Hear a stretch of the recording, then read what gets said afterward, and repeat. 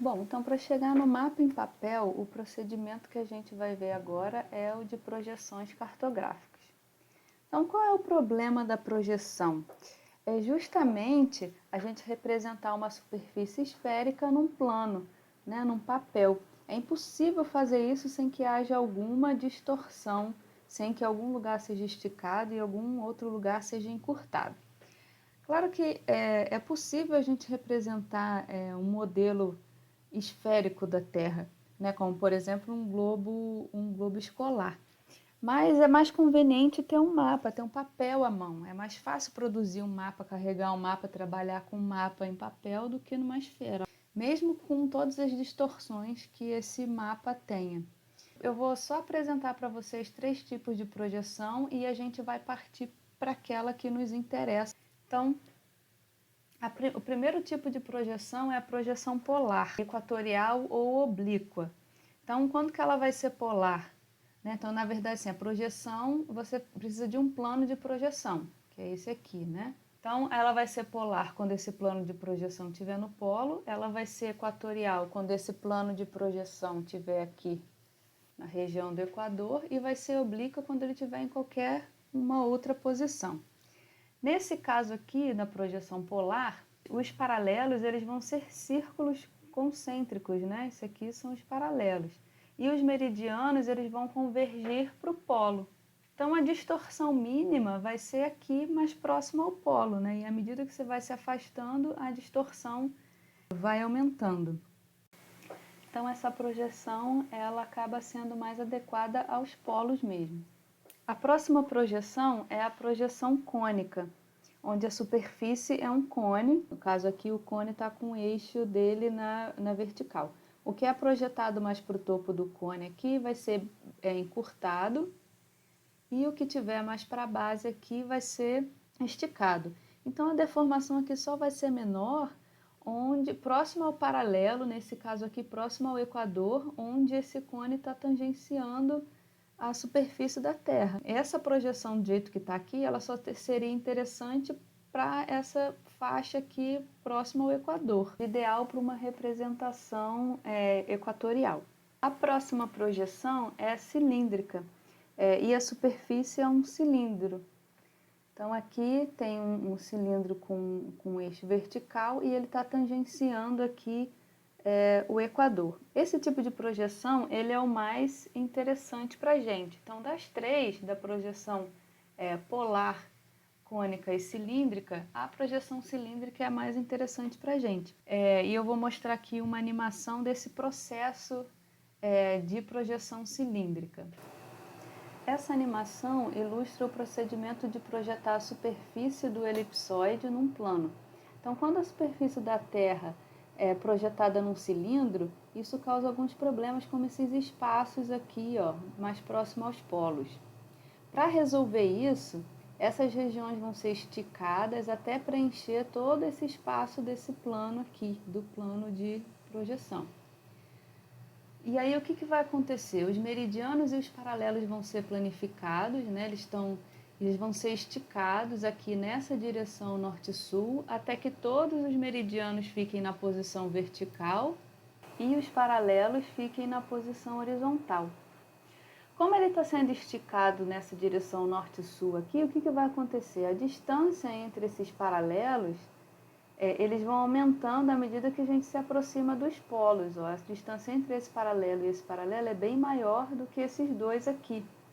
Embora essa projeção ela mantenha o valor angular, aqueles valores angulares de latitude e longitude, eles são mantidos, mas os valores de área são fortemente afetados. E aí a projeção dessas áreas, principalmente essas áreas aqui próximas aos polos, ela se torna irreal. E o resultado é isso aqui que vocês estão vendo. Essas áreas mais afastadas do Equador, tanto para norte quanto para sul, são desproporcionalmente maiores, enquanto aqui próximo ao Equador ela se mantém menos alterada. Essa animação aqui ela mostra bem essa distorção desproporcional. Se a gente olhar essa relação do tamanho original dos países e as suas projeções de Mercator, A gente vai ver que os países mais próximos aos polos são aqueles que têm maior distorção, né? Eles são bem mais esticados, eles se mostram bem maiores, são desproporcionalmente maiores. Por exemplo, aqui a Groenlândia, na projeção, ela é maior do que toda a América do Sul, né? O que na realidade ela é bem menorzinha. Então, como é que a gente resolve esse problema dessa distorção desproporcional? Na verdade, não resolve, né? A pergunta é como é que a gente minimiza esse problema. Então, a nossa projeção que a gente usa é a projeção de Mercator. E como vocês viram na animação, o elipsoide ele é projetado nas paredes de um cilindro, tangente aqui ao equador. Então aqui tem uma projeção simplificada nesse cilindro, com a deformação norte-sul, né, que a gente viu lá na animação, que deforma mais os polos que próximo ao equador. E planifica os meridianos e paralelos aqui.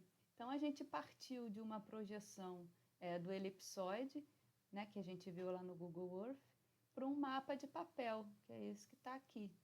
E aí a gente pode trabalhar com essas coordenadas para localizar um ponto, por exemplo. Qual é a coordenada desse ponto A? Esse ponto A ele tem a coordenada de latitude aqui 20 graus, mas ele está 20 graus a sul do Equador, então é menos 20 ou 20S. E a longitude está aqui, ó, longitude 40 graus, que está a oeste do meridiano de Greenwich. Então, ou vai ser 40W ou menos 40. Então, essas coordenadas aqui, ó, de lat e long, né, latitude e longitude, são as coordenadas desse ponto A.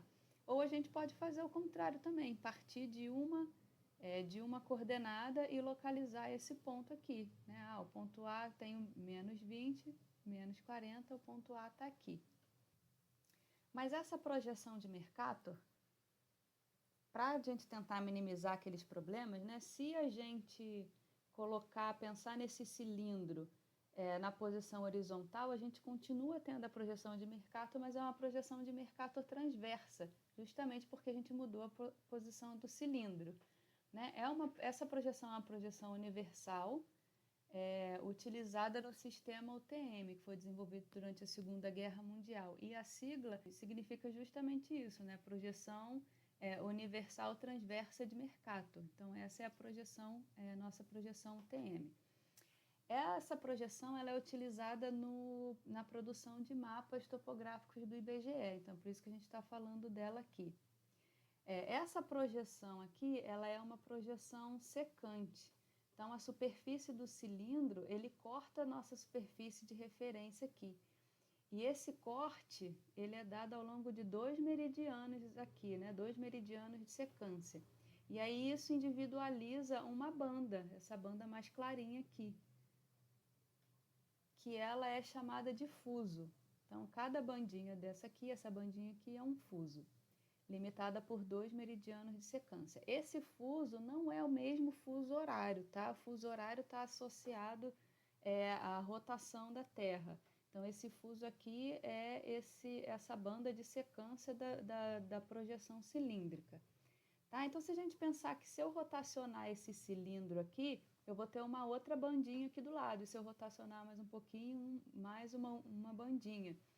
E se eu girar esse cilindro até ele ter essa banda de secância por toda a superfície da Terra, eu, no final das contas, vou ter 60 fusos, sabendo que a distância, a amplitude de cada fuso é de 6 graus. Então, no final, eu tenho 60 fusos aqui.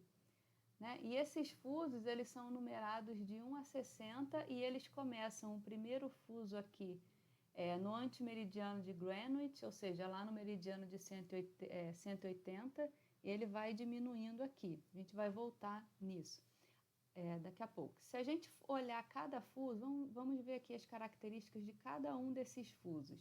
Né? Olhando cada fuso mais de perto, o fuso está aqui, ó, o meridiano de secância, a amplitude dele é de 6 graus, só que esse sistema UTM, ele é expresso no sistema métrico. Então, ele é expresso em metros. Então, dentro de cada fuso, olhando para cada fuso, a partir desse meridiano aqui, o meridiano central desse fuso, ele tem o valor de 500 mil metros. E à medida que a gente caminha para leste, esse valor aumenta, e à medida que a gente caminha para oeste, esse valor diminui. Partindo aqui do Equador, o valor já é de 10 milhões de metros. Então, partindo aqui do Equador para sul, eu tenho de 10 milhões de metros para menos, e partindo do Equador para norte, eu parto do zero e aumento em metros aqui. Repara que os hemisférios, eles só vão até esse fuso, ele é limitado a norte e a sul pelo paralelo 80N aqui, né? Não tem aqui entre 80 e 90.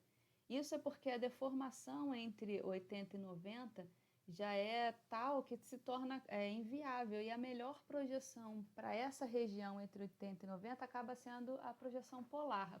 Então, cada fuso tem essa característica aqui, lá dos 60.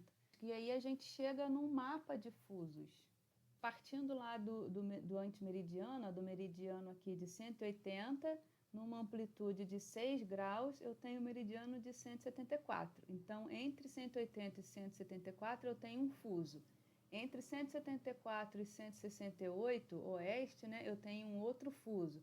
E assim sucessivamente. Então, esse fuso aqui, entre 180 e 174, é o fuso 1. Então, ele ganha o número 1. E esse aqui é o 2, o 3, a gente numera de 1 até 60. Tá? Então, esse aqui é o mapa de fusos. Cada coluna dessa, então, é um fuso.